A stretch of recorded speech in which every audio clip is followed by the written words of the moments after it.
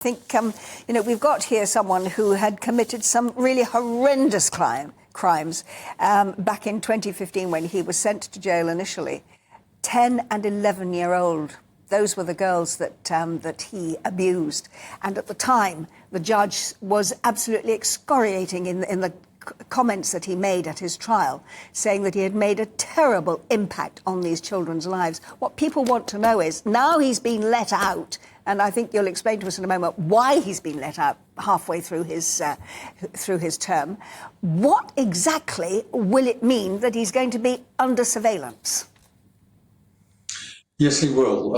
I think, to make it clear, initially I wasn't involved in the Gary Glitter case. I was involved in a number of other historical sex offence cases with celebrities. But as far as Gary Glitter goes, unless someone is sentenced to a whole of life imprisonment, it is inevitable that they will be released partway through serving their sentence. And normally it's about halfway through, unless, of course, there's a reason to the contrary. But what the public need to know is that he was released under licence, and there will be strict controls on him, very strict controls. He'll have to report regularly. Normally it's once a week. I'm not sure in his case. He will be restricted as to what he can do, his business. As in the Rolf Harris case, Rolf couldn't sell any of his paintings while he was under licence. And of course, if he reoffends in any way whatsoever, then he'll go back into prison and finish serving his full 16 years. Yeah, I mean, I guess people do get angry when people are released from prison before the end of their term, but it is worth bearing in mind that the licences can be, and we're told in this case, can be very strict. I mean, he won't be able to have a relationship, a sexual relationship with anyone, will he, without informing probation first and getting permission and disclosing who he is and all that sort of thing. I mean, he will actually not be living a free life, will he, as most of us know it? That is absolutely correct. And if you look at his history, I think there were at least 19 countries that wouldn't allow him in the country, probably a lot more now. So he won't be able to move around freely. He'll have to stay in the UK. He can't use the pseudonyms that he's used in other countries before to try and hide who he is. Everyone will know who he is. And from my experience with the celebrities that have been released, they may as well be back in jail. In fact, it's worse. If they go outside, they're abused. It is not an easy life. And for the next 8 years, you wouldn't want to be Gary Glitter. Well, I mean, he had a fixed penalty. He had a fixed term sentence, which is why he was let out halfway through. That has now been changed, and in fact, since 2022, rather, you would, if you've got a fixed penalty, you come out after 2/3 of your time. Now, one of the 10-year-olds that he abused, I mean, I can't get your head around the fact that he was trying to have sex with a 10-year-old and an 11-year-old, but one of the 10-year-olds who at the time, as I say, the judge commented on the fact that their lives were destroyed. She has actually, while not being named, has come out and publicly said it's taken her life away from her. She doesn't feel that she has had justice. Is it at all possible that people can say, well, I know he was sentenced before 2022, therefore the 2/3 doesn't apply to him. But can they go back to court and say, look, this man should not have been let out at these times because he's a serial offender going back to 2006 when he spent 2.5 years in jail in Cambodia for a similar offence?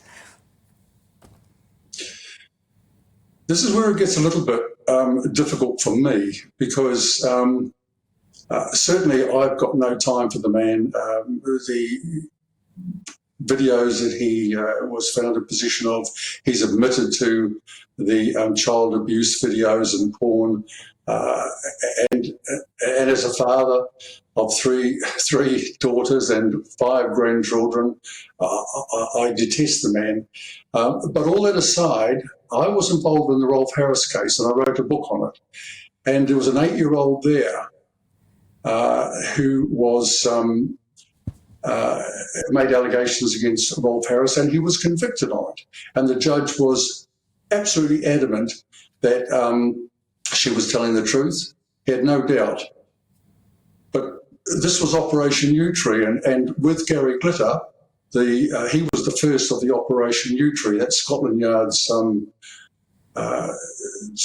Operation Yewtree. As I discovered with my investigations, they were inept. They were not fit for purpose.